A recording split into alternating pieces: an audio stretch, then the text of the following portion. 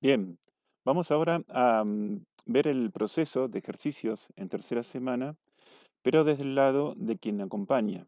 O sea, cómo, cosas a tener en cuenta, mm, tener presentes en el momento de acompañar a quien está viviendo un proceso de tercera semana.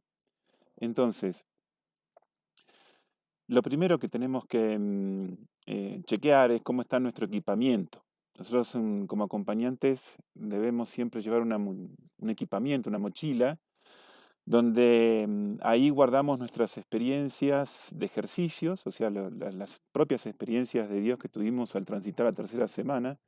Siempre la propia experiencia va a ser la mejor maestra, la que mejor nos guía, nos da conciencia, nos ayuda a sintonizar empáticamente con el que está viviendo la misma experiencia que yo viví, y eso es clave. Cuanto mejor tenga yo aceitada mm, el transitar por esa tercera semana, mejor voy a poder acompañar. Después viene lo que es una experiencia catequética, una conciencia sociohistórica y un equipamiento psicológico. Me voy a detener sobre todo en estas últimas tres, suponiendo que la experiencia de los ejercicios ustedes ya la tienen. Y si no la tiene, no siga el curso. Váyase a hacer, váyase a hacer ejercicios primero y después venga a ver cómo uno acompaña esa experiencia, ¿no? El, entonces, el equipamiento catequético. ¿Cuáles son las cosas que yo debo evitar? Por eso le llamo equipamiento catequético y no equipamiento teológico. Un equipamiento lo suficientemente lúcido como para darme cuenta cuando es que hay cosas que como sospechosas, ¿no? Como la luz amarilla que se me enciende en el tablero. En primer lugar, la película La Pasión de Mel Gibson, por favor, elimínenla. Ni la vean, ni la muestren, ni se les ocurra ponerla en tercera semana de ejercicios. Esa es una película que desde el punto de vista cinematográfico es excelente. Yo me saco el sombrero frente a Mel Gibson como director, pero desde el punto de vista teológico es un horror. Es toda una teología completamente centrada en la sangre, no en el amor. O sea, Jesús muere por amor con nosotros, no por la cantidad de sangre que ha derramado y el sufrimiento que tuvo por nosotros. Esos son teologías que conducen a una vivencia de Dios con mucha carga de culpa, una vivencia muy negativa.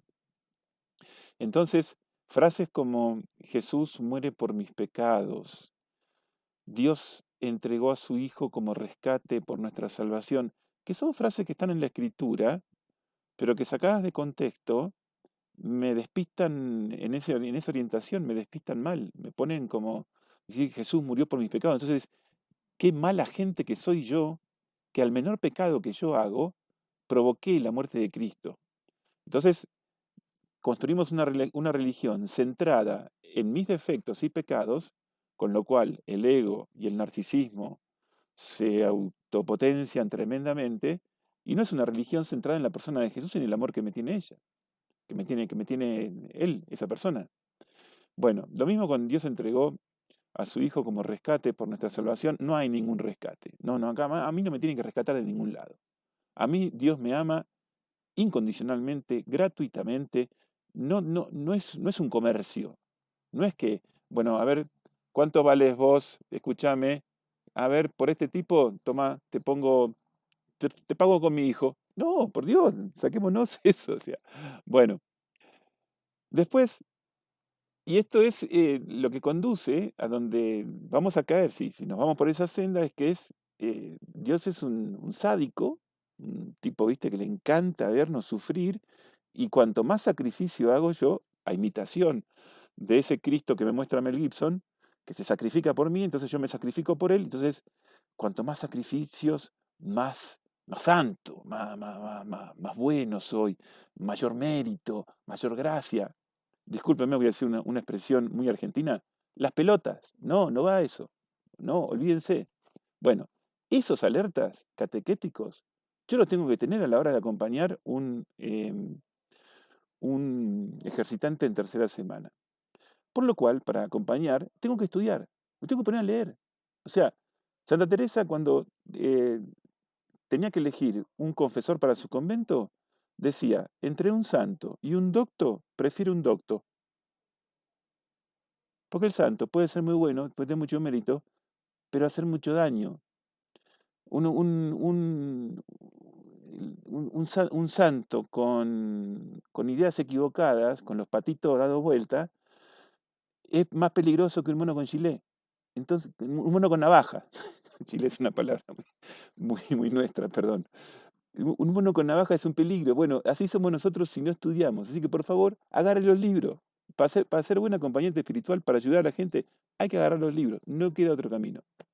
Bien, equipamiento psicológico. Otra frase de Santa Teresa, muy buena, que orienta esto, dice, Teresa decía, el conocimiento propio es el pan que acompaña todos los manjares.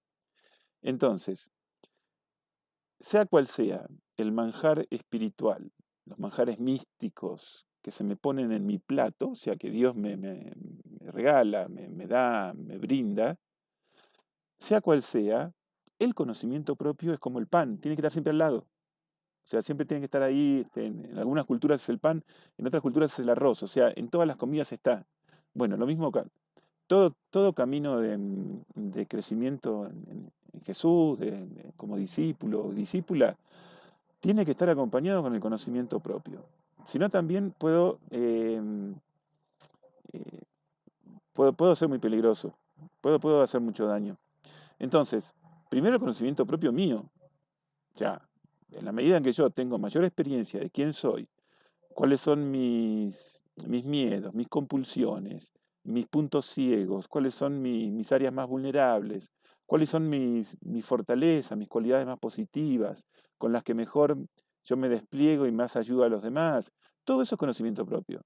Entonces, sin ese conocimiento propio no hay seguimiento de Jesús y menos va a haber ayuda a otro que quiere también crecer y seguir así, por esa senda.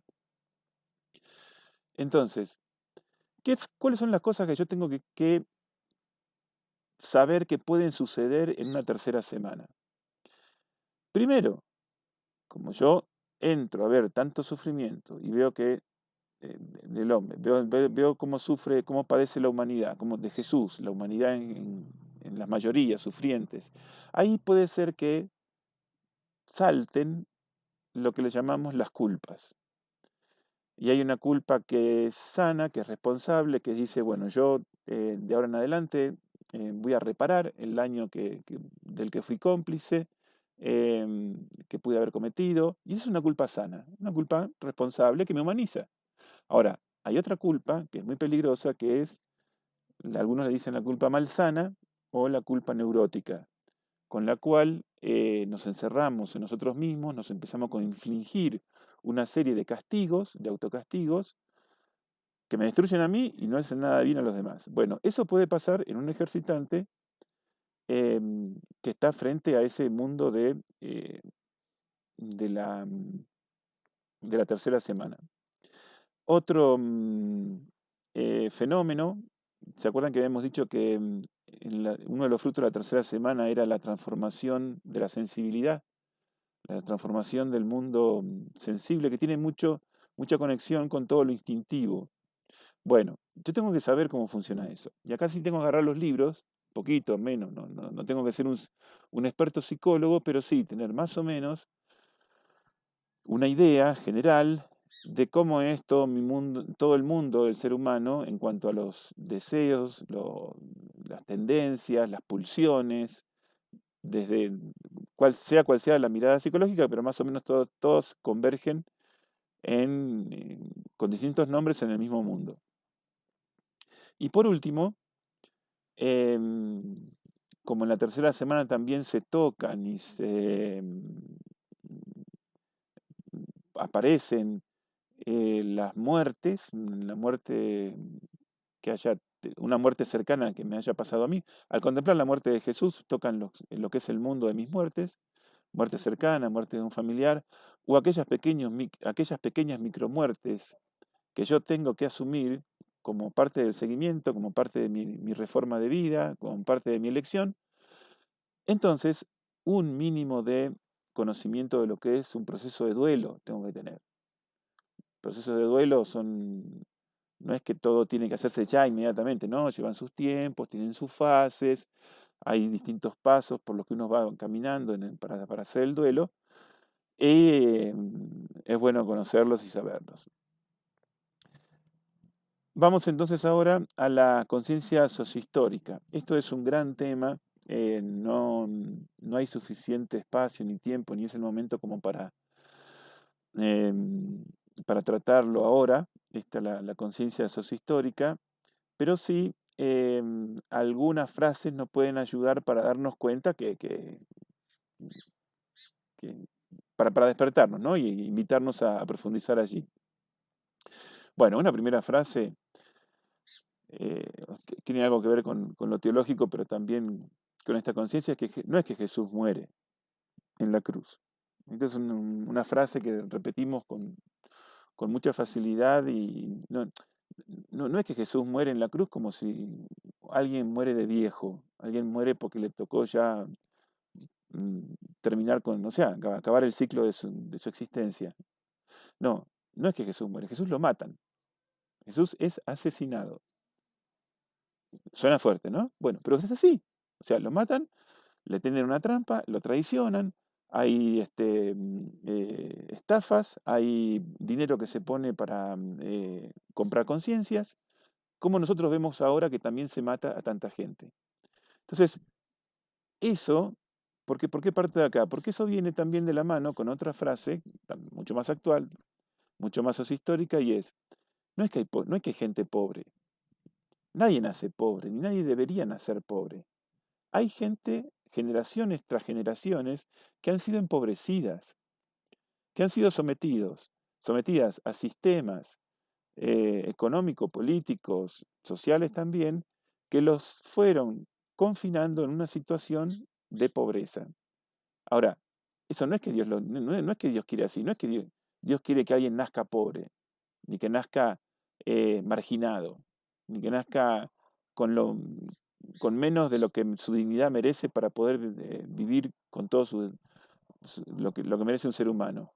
No, hay gente que, el que haya gente pobre es consecuencia de un montón de eh, decisiones humanas, que es lo que el Papa, lo que la doctrina social de la Iglesia ha dicho ya desde hace mucho, pecado social, estructuras de pecado. Eso, bueno, ese tipo de conciencia histórico también tengo que aprender. Hay que leer las encíclicas sociales. Para dar ejercicios, para acompañar en la vida espiritual, hay que leer las encíclicas sociales.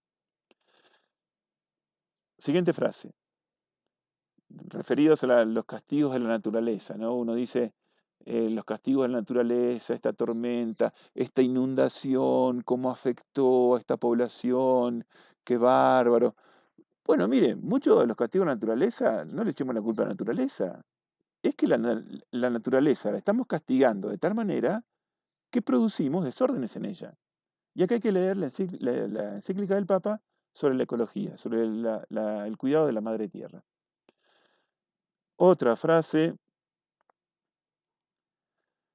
también es un poco fuertecita la frase, bueno, uno dice, bueno, mira estas personas que se dedican a la prostitución y qué sé yo, y qué horror. Y las miramos con un lente de lo moral, de su mala de ética, qué sé yo. Bueno, no es que hay prostitutas, hay víctimas de la trata de personas y la explotación pornográfica. O sea, esas personas que están en la calle em, con el oficio de la prostitución, ahí detrás hay todo un pecado social también. No es solo la decisión de esa persona. Hay todo un entramado, le sacan los documentos, las obligan, las amenazan, amenazan a su familia para que estén trabajando así. Eso es la trata de personas. Es gente que está lejos de su tierra, lejos de su familia. Bueno, y les dejo una última pregunta, más actual, tiene que ver con la conciencia sociohistórica, pero que está muy de moda, estamos diciendo, hay víctimas de una pandemia, la del COVID-19. Ahora, ¿las víctimas son de la pandemia o son de un sistema sanitario abandonado por décadas, descuidado por generaciones de gobiernos, ¿no? Eso pasa en todos lados, pasa acá en Bolivia, pasa en Argentina, pasa en Perú, pasa en Ecuador, en todos lados. O sea, de lo que nosotros estamos sufriendo, ¿qué es? Un virus de los tantos que aparecen así en la historia, o es que hace rato que tenemos descuidado lo mínimo para que una población, una sociedad esté sana. Bueno, ¿ven? O sea, son distintas miradas, son distintas maneras de mirar, la conciencia sociohistórica me lo da, y eso en el momento de la pasión, en el momento de la tercera semana, surge. Y tenemos que mirarlo así, con este crudo realismo evangélico. Bueno, vamos a ver ahora, como una especie de apéndice, el, el discernimiento propio de esta tercera semana, que ya les había adelantado antes. Las reglas para ordenarse en el comer, o mejor llamado, ordenarse en los justos, que es un poco el discernimiento de fondo, el proceso, tiene mucho que ver con el proceso de fondo de la tercera semana, y quien acompaña necesita, eh, bueno, ver un poco cómo pasa esto.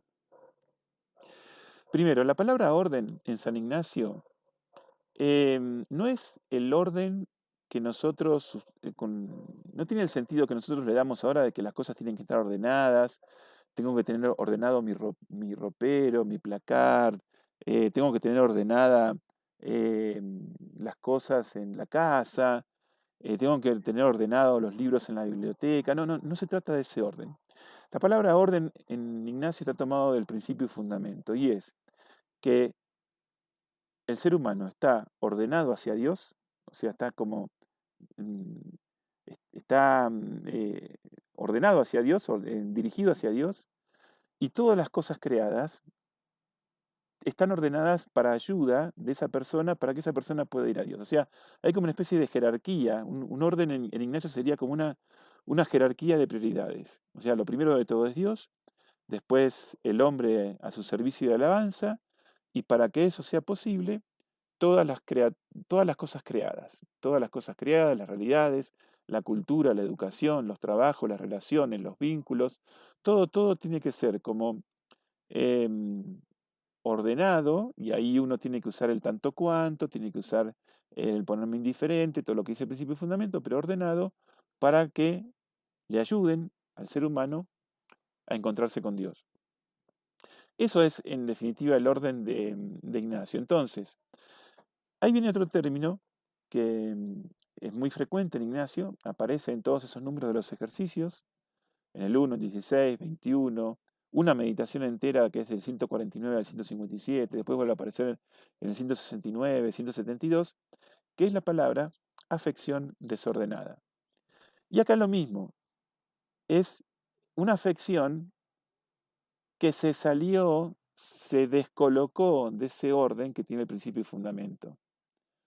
O sea, es una cosa, es como que el hombre, en vez de alabar y servir a Dios, alaba y sirve su prestigio, alaba y sirve el dinero. ¿El dinero es malo? No. ¿El prestigio es malo? No. Lo que pasa es que descolocado, desordenado de esa jerarquía, ahí sí entra como a producir una serie de desórdenes que pueden llegar a veces a destrucciones, a pecados graves. Vamos a ver algunos ejemplos. Entonces, un primer ejemplo que nosotros tenemos en el Evangelio es el episodio llamado del joven rico, que en algunos evangelistas no es joven, es nombre. Pero bueno, se quedó así como nombre de joven rico. Es una persona que dice que quiere ganar la vida eterna, quiere, va y le pregunta a Jesús qué tengo que hacer yo para ganar la vida eterna, para irme al cielo, para hacer la felicidad. En su intencionalidad dice que quiere la vida eterna, pero en el fondo a lo que su corazón está afectado, está como poseído, es a sus bienes. Eso lo dice el Evangelio, o sea, se marchó porque tenía muchos bienes. No pudo seguir lo que Jesús le proponía. Él decía que sí, que quería seguir lo que Jesús le proponía, y para eso le va a preguntar. Jesús le dice, y este hombre dice, se da cuenta que su corazón está inclinado, está afectado en otra dirección, desordenadamente, o sea, desviado de su principio y fundamento. Otro ejemplo es el que le pasaba mucho a San Ignacio en su época, que por el cual él puso mucho de estos ejercicios, esta palabra de afección desordenada, la meditación de los binarios, todo esto Ignacio lo pone porque lo veía en la gente de su época, y es que sobre todo los eclesiásticos, la gente dedicada a Dios, dedicada a la iglesia, dedicada a servir al pueblo de Dios con la palabra y los sacramentos, en el fondo lo que buscaban era arcas, llenar las arcas, sacar plata, hacer fortuna y después más o menos disimulaban. O sea, hacían algo por fuera para, bueno, para más o menos disimular, pero en el fondo, por dentro, su corazón estaba afectado y su primera intencionalidad era el dinero y los puestos. O sea, todo el mundo quería llegar a obispo porque ahí se vivía muy bien y se le pagaba muy bien. Bueno, por eso San Ignacio, perdón, San Ignacio no, por eso Francisco Javier, cuando va a las Indias, cuando se va para el Oriente, les escribe a sus compañeros de París unas cartas durísimas diciéndole, escúchenme, déjense de joder, déjense de jorobar con de tantos estudios y tantos títulos y tantos honores, pónganse a evangelizar y le empezaba a contar una serie de cosas que él veía como lo que faltaba de la evangelización. Bueno, ese es como un ejemplo también de afección desordenada. De la época de San Ignacio, ¿eh? No, ahora no pasa, no, escúcheme, olvídese, no, esto es el siglo XVI. Bueno, y por último, otro ejemplo, también actual y también de todas las épocas, es, em, no sé si alguna vez les ha tocado una persona cercana así que está casada, pero sigue bajo el mandato y el dominio de sus papás. O sea, un hombre que dice que sí, que quiere a una mujer, se casa con ella, tiene hijos, forma su hogar, forma su familia. Ahora, todos los días está pendiente de la salud de su mamá, de qué le pasó a su mamá, si su mamá le pasa algo. O sea, su corazón está afectadamente desordenado hacia su mamá. ¿Es malo el cariño de la mamá? No, o lógico que no, además un mandamiento, no honra a tu padre y a tu madre. Lo que pasa es que está desordenado, está descolocado, está fuera de lugar. Ya está puesto en primer lugar.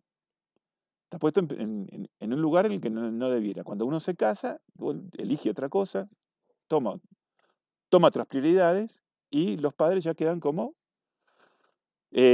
parte de su vida, parte de su historia, agradecidísimos, pero no es que yo me caso eternamente con mi madre ni con mi padre. Bueno, ejemplos que pasan en cualquier lugar del mundo. Entonces, nosotros lo que viene acá para introducirnos al tema de las reglas para ordenarse en el comer, es rever cómo son los pasos de elección que Ignacio pone a lo largo de todo el libro de ejercicios. Al principio, Ignacio lo primero que pone es elegir con recta intención, o sea, con criterios evangélicos, y ahí te pone la meditación de banderas, eh, para que vos veas bien la diferencia que hay de criterios evangélicos y no evangélicos. Después, entonces, em, Ignacio eh, te pone la meditación de binarios para ordenar tus afecciones, que es las afecciones desordenadas es a nivel de afectos, a nivel de deseos, de emociones. Y por último, viene ahora, en la tercera semana, la ordenación de los gustos, que es un plano mucho más instintivo, mucho más visceral. O sea, si ustedes quieren acá mirando la figura de los centros de energía que tiene Oriente, y que también las neurociencias plantean a nivel de zonas del cerebro, la elección de Ignacio es fantástica. El tipo este en el siglo XVI te dice que nuestra elección tiene que abarcar algo nocional, algo racional, con criterio, tiene que tomar mi corazón, tiene que inundar el mundo de mis afectos, de mis emociones, el corazón, y tiene que llegar a calar en esa zona profundísima, casi inconsciente, que son los gustos o los instintos. Vamos a asomarnos a ese mundo entonces. El mundo instintivo, desde, desde que el hombre tiene uso de razón, está estudiando, se está tratando. Nosotros tenemos, según la teoría freudiana, dos grandes instintos, que es Eros y Tánatos, o sea, un instinto de vida, un instinto de placer, de gusto, como un gusto positivo, y un instinto de muerte que le dice Tánatos. Ahí está todo el instinto de destrucción, pero también es el instinto de lucha, de fuerza, de agresividad. Es de otra forma, con la otra flecha, lo que se llama un instinto de supervivencia, o sea, a toda costa, uno cuando tiene hambre, si siente que se va a morir de hambre, no le pidas que piense en otra cosa, pues su instinto, hasta que no esté asegurado ese instinto de supervivencia, no hay otra cosa, no hay otra prioridad. Y está bien que no haya. Y está el instinto de generatividad, el instinto de la que abarca desde las pulsiones sexuales, de la reproducción sexual más física, más biológica, pero también está todo lo que es el instinto por congregarse, por juntarse, vincularse, por crear afectos, relaciones, comunidades. Es instintivo, muy propio de nuestro mundo más profundamente humano. Entonces, el, el tema es que todos estos gustos, Ignacio pone el gusto del comer, el instinto del más básico, que es el de la comida, yo los necesito para existir. Ahora, yo no puedo dejar que existan así, por sus rieles, como sin como su propio, con autonomías, sino los necesito como aliados de mi elección. O sea, yo estoy eligiendo un seguimiento de Jesús, estoy eligiendo una vida que tiene unas exigencias y quiero que mis instintos sean mis aliados y que me ayuden a vivir con gusto esa elección que tengo. Porque es muy importante que yo el seguimiento de Jesús lo tenga hasta con gusto humano, lo tenga hasta con placer. O sea, que seguir a Jesús para mí tiene que ser un placer. Tengo que estar feliz de la vida. Y para eso, la persona de Jesús, la figura de Jesús, tiene que entrar a modificar y a alterar hasta mi mundo instintivo. Y eso solamente se hace con la fuerza del amor crucificado.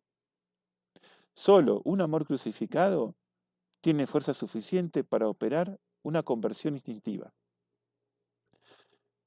Y esto, por ejemplo, esto lo podemos ver no solo con el ejemplo de Jesús como amor crucificado por mí, sino también, em, me viene el ejemplo de una mamá que tiene que estar junto a su hijo enfermo, de esas enfermedades largas que lo crucifican en el lecho de un hospital, y la mamá hace toda una serie de conversión de su mundo instintivo, de sus gustos, por amor a ese hijo que está crucificado.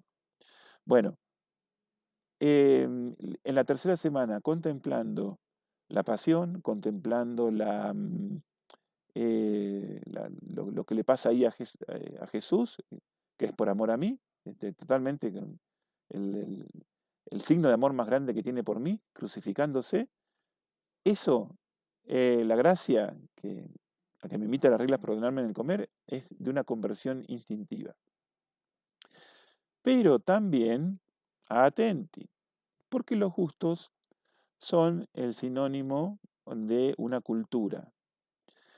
La palabra cultura no es tanto la cultura intelectual, el ser alguien que está cultivado intelectualmente. No, cultura significa todas mis costumbres, mi modo de hablar, mis comidas son típicas de mi pueblo, del lugar donde nací, las bebidas también, la forma de vestir, de calzar, los cantos, los bailes, la forma de habitar, de tener un techo, de la forma de transportarme, de tener un modo de vehiculizarme, y después también todo lo que hace el descanso, la recreación, las vacaciones, los entretenimientos.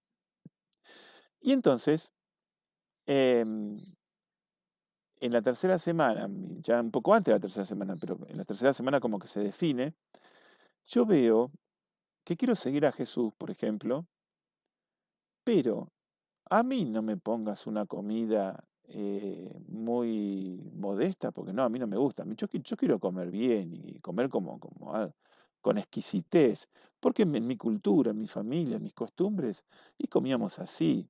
Lo mismo, la forma de vestir. No, no, no, no, no.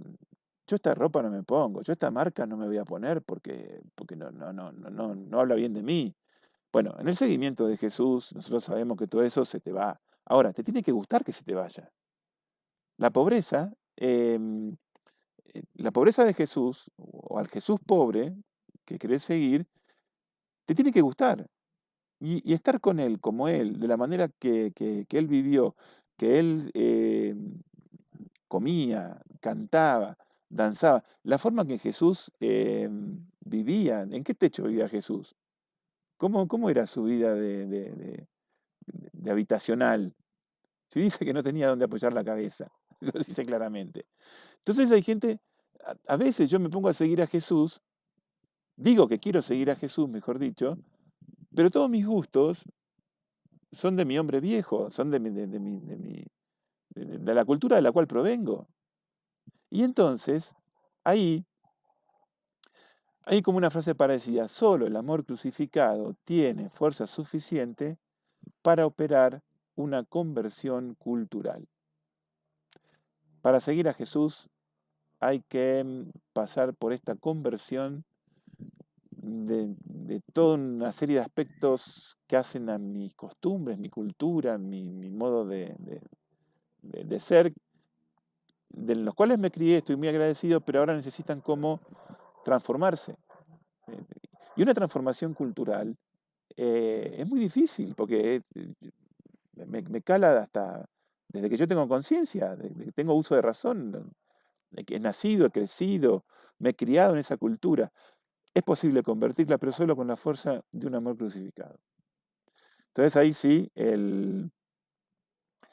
la tercera semana, las reglas para ordenarse en el comer, de los gustos, la ordenación de los gustos, tiene esta vertiente. Bueno, esto ha sido todo por hoy, más o menos un breve repaso, un breve recorrido de lo que es la tercera semana. Espero que les vaya muy bien, que estén contentos con vivir la tercera semana y también con acompañarla. Muchas gracias.